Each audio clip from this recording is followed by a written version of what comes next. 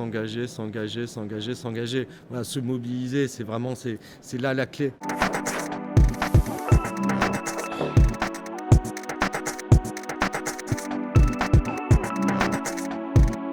J'ai l'impression d'y trouver du sens à travers les actions en justice que nous pouvons porter ou les conseils que nous pouvons formuler à des entreprises ou à des institutions. Nous pouvons agir positivement pour l'intérêt général et pour celui des générations futures.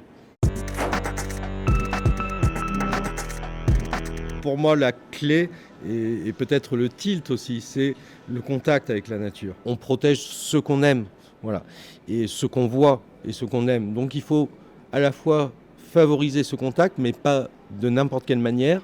C'est-à-dire former aussi les gens, les éduquer à être précautionneux quand ils se rendent dans les espaces naturels, quand ils vont au contact d'animaux.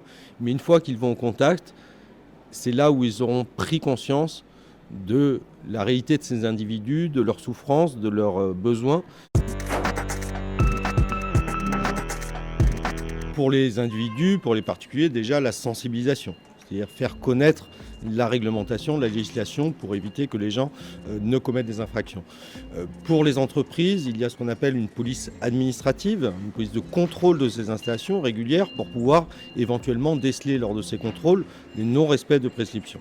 Et enfin, il faut aussi des agents de police judiciaire, de police de l'environnement qu'on va retrouver dans les parcs nationaux, qu'on va retrouver dans la nature.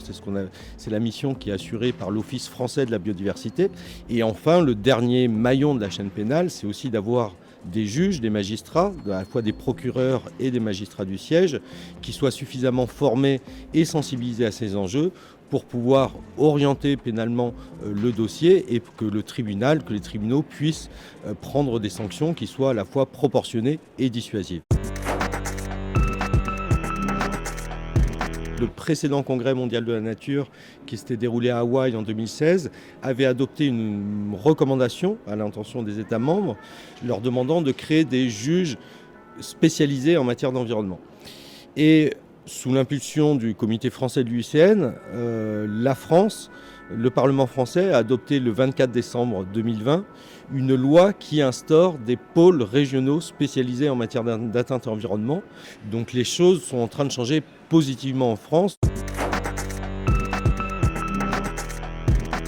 Les clichés selon lesquels, par exemple, uniquement la France serait le bon élève, notamment en matière d'émissions de gaz à effet de serre par rapport à des pays comme la Chine, etc.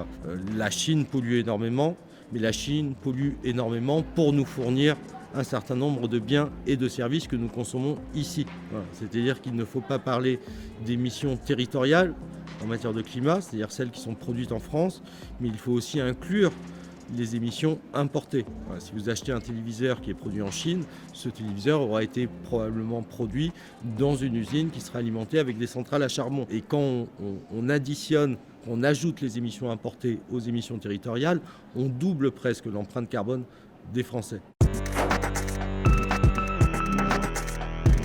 5 conseils, s'engager, s'engager, s'engager, s'engager, s'engager. Voilà, se mobiliser, c'est là la clé. La clé, c'est descendre dans la rue, c'est attaquer en justice les pollueurs, c'est interpeller son maire sur des projets qui pourraient être menés à l'échelle de la commune. C'est tout ça. Le geste le plus simple et qui a le plus d'impact, c'est d'arrêter de consommer de la viande. Voilà. Ça a un impact sur le climat, ça a un impact sur la biodiversité. Ensuite, de réduire drastiquement ses émissions, de renoncer autant que possible au transport aérien, d'utiliser les transports en commun, d'utiliser le vélo. Le vélo, c'est très bon pour la santé. Et c'est là où on voit aussi que tous ces petits gestes qu'on peut faire pour la planète sont des gestes qui sont bénéfiques à notre santé, à notre morale, notre santé à la fois physique et psychique. Au-delà de ça, il y a un foisonnement associatif en France, donc ça va de la petite association locale qui va permettre d'installer des composteurs, de faire des jardins partagés, des potagers en ville, etc. Et ensuite, il y a aussi tout le mouvement climat qui, avec une jeunesse extrêmement mobilisée autour de figures comme Greta Thunberg, les Youth for Climate, Notre affaire à tous, avec lequel on fait aussi beaucoup d'actions en justice, qui a porté l'affaire du siècle, qui a obtenu gain de cause récemment devant le tribunal administratif de Paris. Donc tous ces combats ne sont pas des combats vains.